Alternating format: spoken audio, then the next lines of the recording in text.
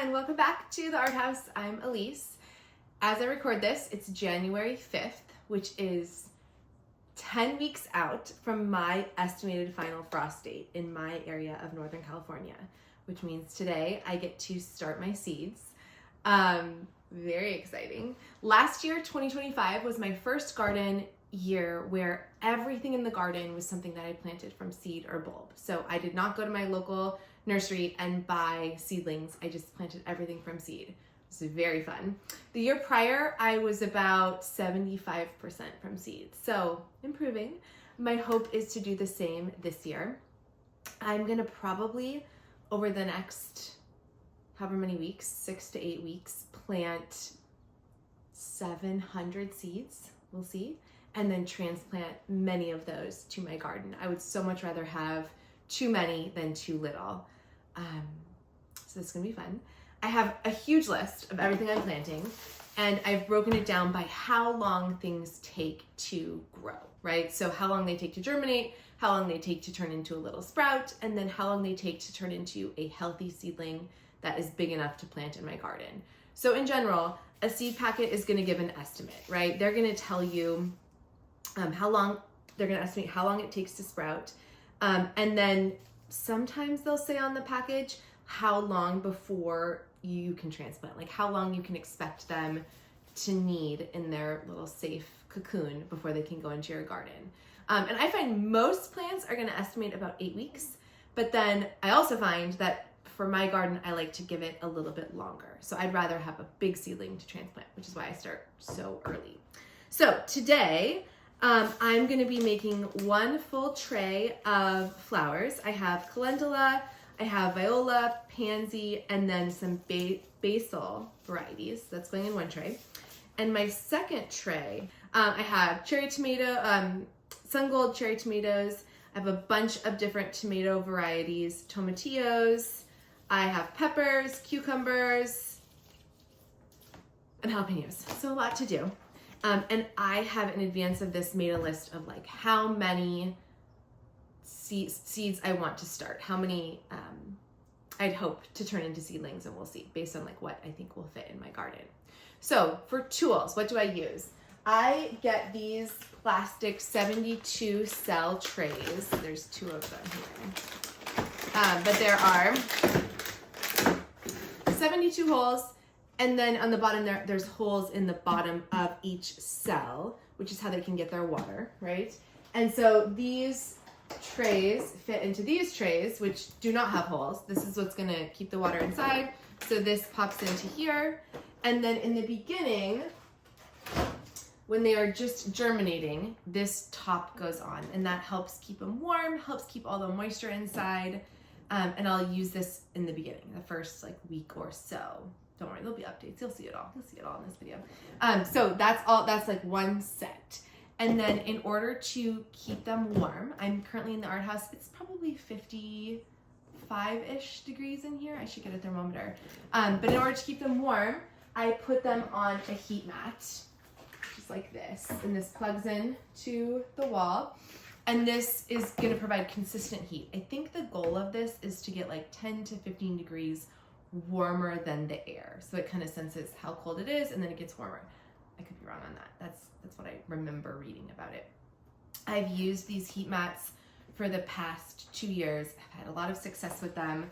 And then once they get going, right, once they have germinated, once the seeds have come through the sun, or come through the soil, then I turn on heat lamps, which look like this, and they sit, right on top of it.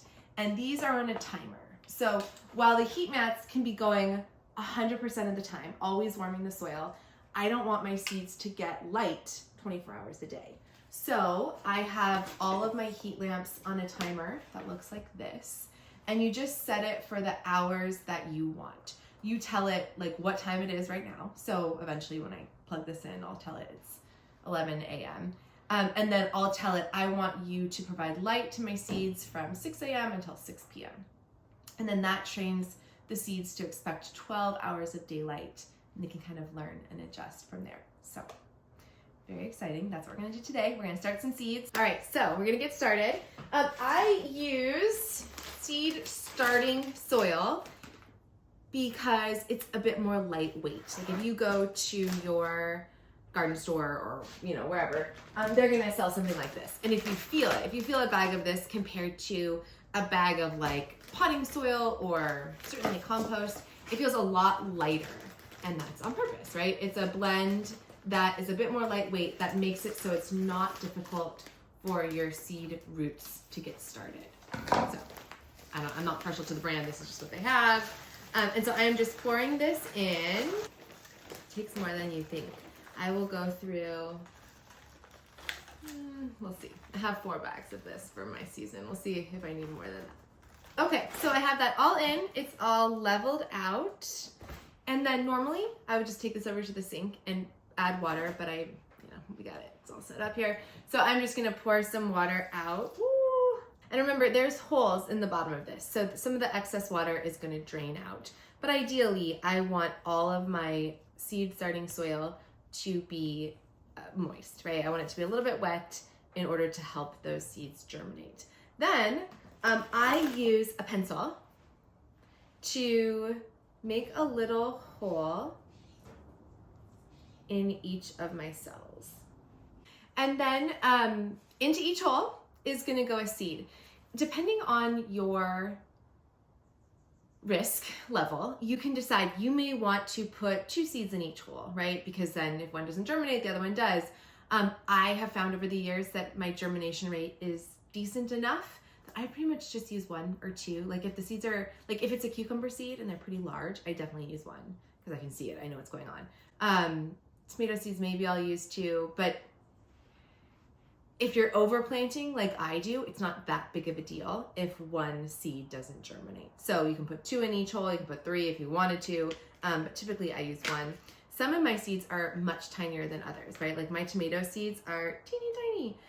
And for this one, the black crim tomato, I have written down, let's see, for all of my tomatoes, I'm just doing 4. I'm only planting 4 seeds, with the hope that I can then transfer 4 or less, probably 2, into the garden. So I'm gonna shake out a couple here and just put them into my little holes, okay? And then I made tags for all of for each variety, right? So I have a little tag that says black crim, and that's gonna go right there, and it's gonna designate my 4 black crim tomato seedlings as they grow, okay? I'm gonna move on, gonna keep just going. This is gonna be my tomatoes, and we'll see what else I fit into this tray. All right, so far I have got 7 varieties of tomatoes, 4 each, 3 varieties of tomatillos, and I have 4 each. Then I have 8 cells for jalapenos, 8 cells for poblano peppers, 4 for Boston pickling cucumbers, and then I'm gonna do 6 of the baked alpha cucumber and 6 of the early fortune cucumber. Cucumbers, for some reason, do not grow well for me. I decided that if this year they don't grow well, if I can't get happy cucumbers this year, I'm done, but we're gonna give it 1 more shot. So these cucumber seeds are so large that I just easily get 1 into each spot. So 6. And then, of course, I label it. I label these in pencil because then I can erase them and use them again. All of my trays, and I've used, this is my 3rd year using them. I just rinse them out and keep them going. After they hold all my veggies and I get my veggies in, I plant sunflowers. And I start my sunflowers in celled trays. I'll show you that later. But I plant new sunflowers every 2 weeks, right? Because I grow single stem sunflowers, which means 1 seed equals 1 flower. So I plant a lot of sunflowers, and I just reuse the trays over and over and over again. All right, so now all of my seeds are in there. My soil is a little bit moist, and they're all in the holes, and I'm just gonna gently take my fingers and kind of close up those holes. So we're all tucked in. Got a little bit more dirt on top. Some of these got a little empty. Okay, and then on the very top, I spread vermiculite.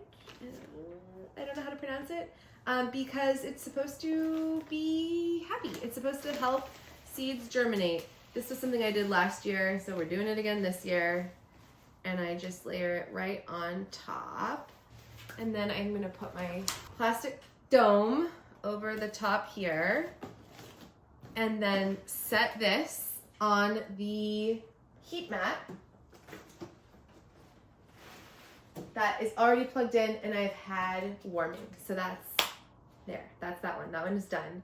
And now I just have to make my second tray. This is the one with the flowers and the basil. And I'm gonna hopefully let you see that overhead shot. All right, so on the second tray, I have the calendula, which get buried, right? Like I poked the holes for the calendula. They are just gonna be tucked into place because those are the larger seeds.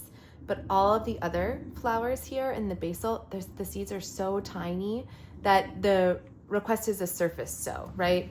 So I am just kind of like shaking them out. They're so small you can't even see it. But I'm just letting them kind of be on the surface, and more than, obviously more than one seed. They're so tiny. They're just kind of going on. You barely see them.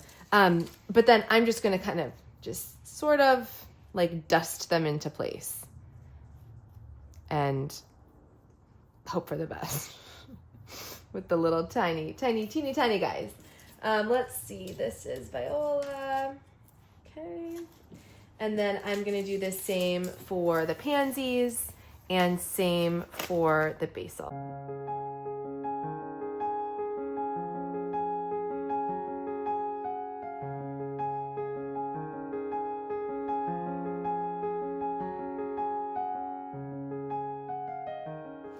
Okay, so the 2026 garden is starting. Very cool. These are both ready to go. They're set, they're warmed, they're labeled, they're going to hopefully germinate in the next little couple days, and I'll get to show you what that looks like.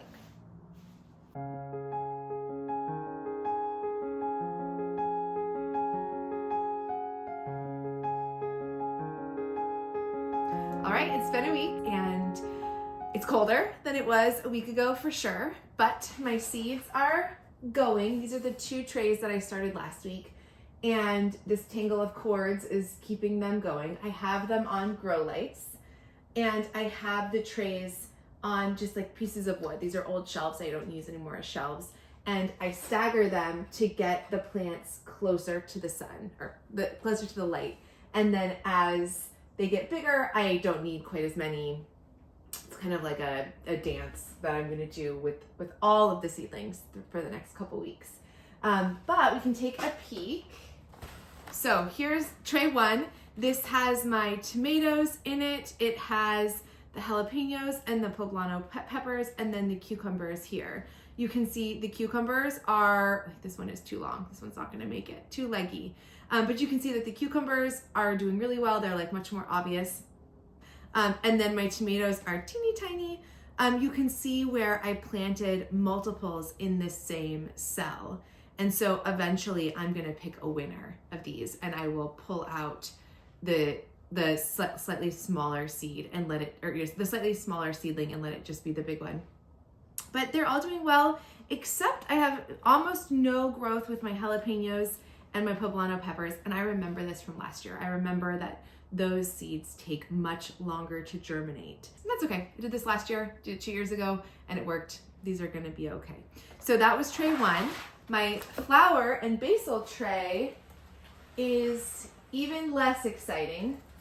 You can see here that the basil is getting going. The basil is doing okay, and you can just, I clustered it all in there. And eventually I'm gonna transplant just an entire cluster of basil into the garden. But the basil is doing pretty well. And then over on the flowers, let's see, the calendula is all right, it's starting, but there's nothing yet from the viola and the pansy. Again, I remember that from last year. I remember it takes a while. I'm not worried about it. They're gonna come. So that is what we have for last week's seeds. And today I'm gonna plant another tray's worth of flowers. And then I'm also going to show you how I pre-sprout the seeds that I saved from last year. Or last season. I have zinnia seeds that I saved, and in 25, when I planted my own zinnia seeds, most failed to germinate, okay? Most did nothing in my trays. And this year, instead of just planting a bunch of seeds that are gonna do nothing, I'm pre-sprouting them. So I'm gonna show you what that process looks like, and we get to do that today. Cool. I have packs here that I saved from last season, and I just wrote the date I harvested them and then a little bit about what they were, right? So double bloom, small double, large double, and small double. Okay, this is not very specific, but that's a little bit of how I designated them. And then here, these are napkins from like a takeout store. If you have paper towels, that'll work too, but this is what I have. And so I have made them into almost a book, if you think of it like this, right? You can pull back the pages of the napkins, and this is gonna be my pre-sprouting booklet. I'm gonna go ahead right now and get this wet. It's wet, just soaked through. I just took the whole thing, rinsed it in the sink, and then kind of squeezed out the excess water. And I'm gonna peel back a page of my little booklet here, and then take some seeds and just sprinkle them onto the page. And I'm going to spread them out and then take the little label that I made, this is 9-1, and put that in there. And then close up the book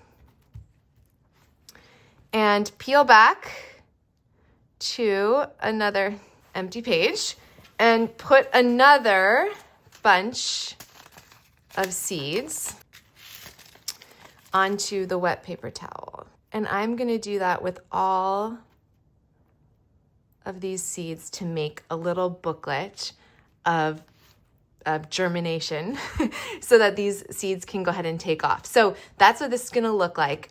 Eventually, when it's all done, I will wrap it with plastic wrap, and it's gonna look something like this. So this is one that I started, gosh, I think on Thursday. So I started this 4 days ago. And we're gonna open it up and take a look at what this looks like. I have done nothing other than check on it. I check on it every couple days. And what has happened, look at that, is some, not all, but many of my seeds have germinated. And you can see what I mean. That white root popping out is telling me, yes, these are viable seeds and these are good to go. So I have little pages in my booklet of different saved varieties. You can see this one has some, not a ton, not as many. This one has some here. We'll turn back another page. Oh, yay. So many came on the 4th day. So now that I know that I have these viable seeds, I'm able to just transplant them into my soil. So this is the same as planting a seed, except I now know, like, okay, I have a little root and I'm gonna poke that root down and, close it up a little bit. And I know that these are more than likely, these are gonna sprout because for sure they germinated, right? So they have all the ingredients in them to make a plant, which is very exciting. They were pollinated for sure. They're healthy little guys. And I am just putting them one seed into each cell, and I'll go ahead and once I get them all in there, I'll label that up. But I'm gonna have an entire tray now of my seeds that I know should grow. All right, that's a wrap on my first seed starting video of this series. I hope to be back in 2 weeks showing you what's happening with the zinnia trays and more of the flowers, and then of course how the veggies are progressing. These 2 trays I just seeded today are gonna go on heat mats with their domes on top until about half of the tray has sprouted, and then I'll get them under grow lights. And I think as I've been coming out each day this past week and checking on the seeds, I'm just reminded that it takes a long time. There's no hack, there's no rush. It is on its own schedule. There's nothing I can do for this other than, giving them light and water and time. And I think that I'm finding that nice. It's just nice that it just takes a long time, and that's okay. More information about me or what I do is always available at elisejoy.com. And I just want to thank you so much for watching. Thank you.